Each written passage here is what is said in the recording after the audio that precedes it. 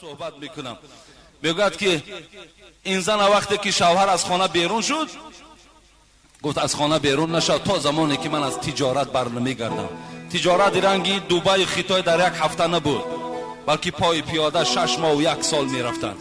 گفت از خانه بیرون نمیشوی تا زمانی که من نآیم. زنای فرمانبردار خدا ترس که بود، گفت میلش به جان قبول. گفت از بین رفت شوهر به تجارت. 1 ماه نگذشته که برادرش آمد گفت پدرم در حالت سکرات مرگ است، بسیار خوب میشه که رفته دعای پدر گیری. این دختر گفت برادر عزیز، گفت پیغمبر خدا زنده هستند، حیات هستند، شوهرم نیست. رفته کنی از همین معلم بپرس، از همین حبیب خدا بپرس اجازت میدهد که من برای زیارت پدرم روم. وقتی حبیب خدا را آمده پرسید، حبیب خدا چی گفت؟ طاعتها لزوجها خیر من عیادتها لابیها.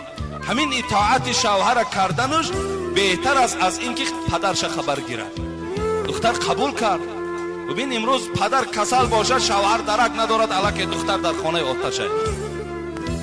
دویم آمد، از بین 1 هفته گذشت، یک کش گریان در آمد. خواهر عزیز گفت پدرم گذشت، در جنازش اشتراک میکنی یا نمیکنی؟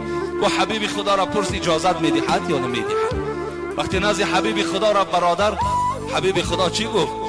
طاعتها لزوجها خیر من تشیعها جنازته. بین گفت در همون خانه نشستن و اطاعت شوهر بهتر است که از جنازه پدرش اشتراک کردن. زن قبول کردن، محلش گفتن. از همین بین 1 سال گذشت که شوهر آمد. در حال دختر حادثه را گفتن، شوهر گفتن برای چی نرفتی؟ گفت حبیب خدا اجازت نداد.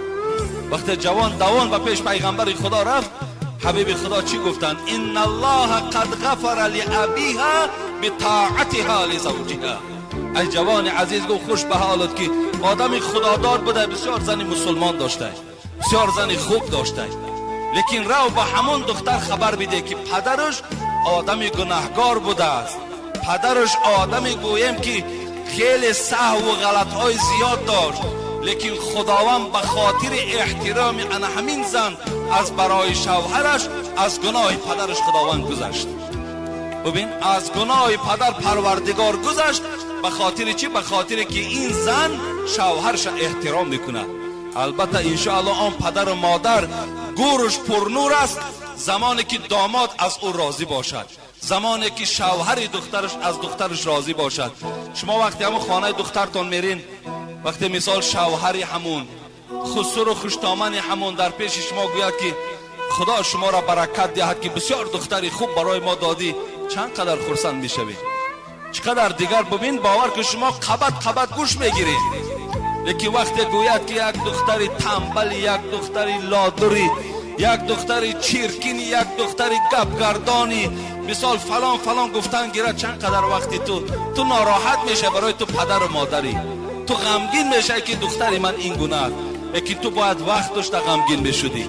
تو در وقت داشت باید که این دختره نمیگذاشت که لادر باشد و تنبل باشد و چیرکین باشد. باید همه این طرف ها را تو اهمیت میدادی، بعد به این جوان میدادی. امروز تو رحمتنامه میگرفت. از مکتب رحمتنامه من میدادن که 5 گرفته، باور که 1 سال ای خرسندی را دیگر حد کنار نداشتیم. وقتی خسرو خشتامم گفت رحمت بر تو، چند قدر خرسند میشوی.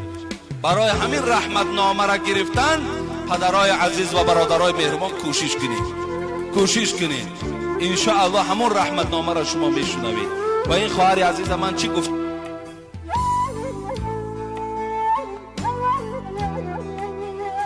عزیزم میگویم که مقصد یک باره که طلاق دادن، بازگشته و 3 طلاق گفتن، این روایت داره، فقط روایتش در دست من نیست. میتوانین که رفته در مفتیات مراجعت کنین، انشاءالله برای شما روایت میابن. لیکن گفته همون تاجیکای ما و شما پشتانه به سر گیرید.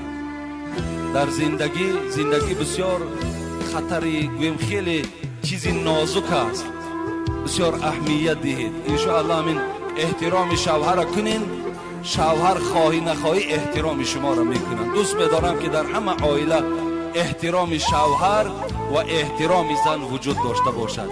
انشاءالله از بین اینها بعد چی می شود؟ فرزندای خوب به دنیا می آید. و الا اگر در بین شما این گونه جنگ و جنجال و طلاق کردن و نافهمی ها باشد، یقین است که از وجود شما فرزندای خوب به دنیا نمی آید. خواهر عزیز، انشاءالله از این